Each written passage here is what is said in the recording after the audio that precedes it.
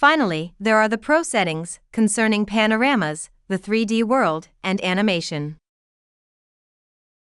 When entering or exiting a panorama, there's a certain amount of fade time. By default, this is 2 seconds, but you could change this if you'd prefer it to be shorter or longer.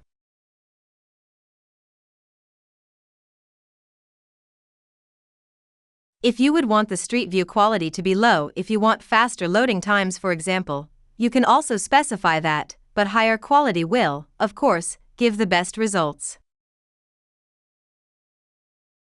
As we discussed in the tutorial about masking, we can customize Skydetect scaling, changing the quality of your Skydetect mask.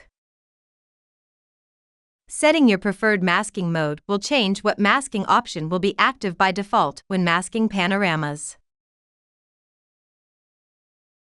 Now for the 3D world settings.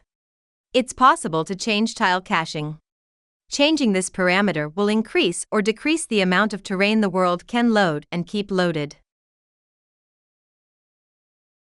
Next, for the resolution scale, increase this for higher definition, decrease this for lower definition, but better performance.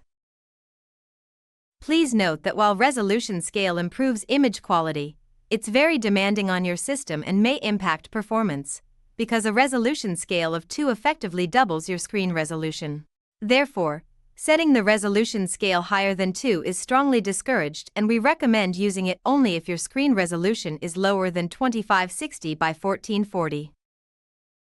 Lastly, under animation settings, we can check Always Center Map at Camera. Now when we play an animation, or just move around in the application, the view of the 2D map will always move along with the camera so that the camera becomes the center point of your 2D view.